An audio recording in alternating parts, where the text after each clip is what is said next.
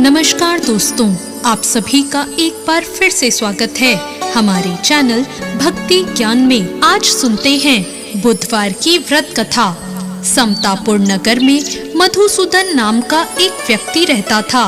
वो बहुत ही धनवान था। मधुसूदन का विवाह बलरामपुर नगर की सुंदर लड़की संगीता से हुआ था।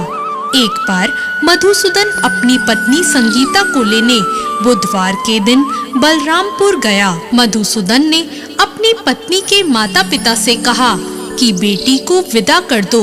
माता पिता ने कहा, बेटा आज बुधवार है, बुधवार को किसी भी कार्य के लिए यात्रा नहीं करते। लेकिन मधुसूदन नहीं माना।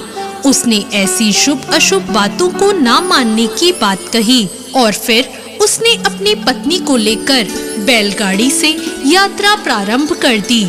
2 कोस की यात्रा करने के बाद उसकी गाड़ी का एक पहिया टूट गया और वहां से दोनों ने पैदल ही यात्रा को शुरू किया। रास्ते में संगीता को प्यास लगी।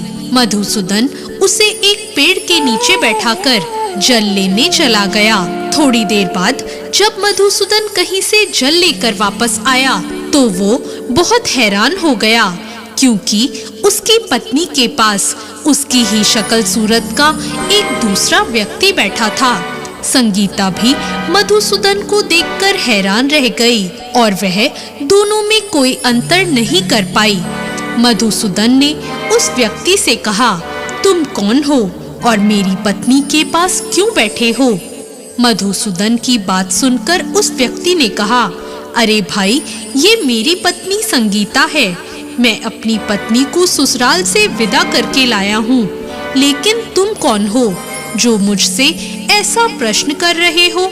मधुसूदन ने कहा, तुम जरूर कोई चोर या ठग हो। ये मेरी पत्नी संगीता है। मैं इसे पेड़ के नीचे बैठाकर पानी लेने गया था।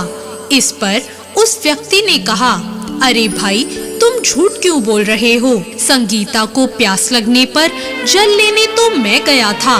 मैंने तो जल लाकर अपनी पत्नी को पिला भी दिया।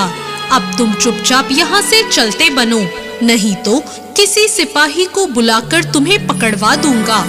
दोनों एक दूसरे से लड़ने लगे। उन्हें लड़ता देखकर बहुत से लोग वहाँ इकट्ठे हो गए। नगर के कुछ सिपाही भी वहाँ आ गए। सिपाही उन दोनों को पकड़कर राजा के पास ले गए और उनकी सारी कहानी सुनकर राजा भी कोई निर्णय नहीं कर पाया। संगीता भी उन दोनों में से अपने वास्तविक पति को नहीं पहचान रही थी। राजा ने दोनों को कारागार में डाल देने के लिए कहा। राजा के फैसले पर असली मधुसूदन भयभीत हो उठा। तभी आकाशवाणी हुई, मधुसूदन, तूने संगीता के माता पिता की बात नहीं मानी और बुधवार के दिन अपनी पत्नी को अपने ससुराल से लेकर घर की ओर प्रस्थान किया। यह सब भगवान बुद्ध देव का प्रकोप है। मधुसूदन ने भगवान बुद्ध देव से प्रार्थना की कि हे भगवान, मुझे क्षमा कर दीजिए। मुझसे बहुत बड़ी गलती हुई है। भविष्य में मैं कभी ऐसा नहीं करूंगा।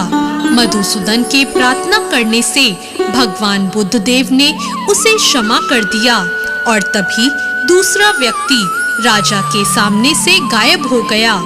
राजा और दूसरे लोग इस चमत्कार को देखकर हैरान रह गए। भगवान बुद्ध देव की इस अनुकंपा से राजा ने मधुसूदन और उसकी पत्नी को सम्मान पूर्वक विदा किया।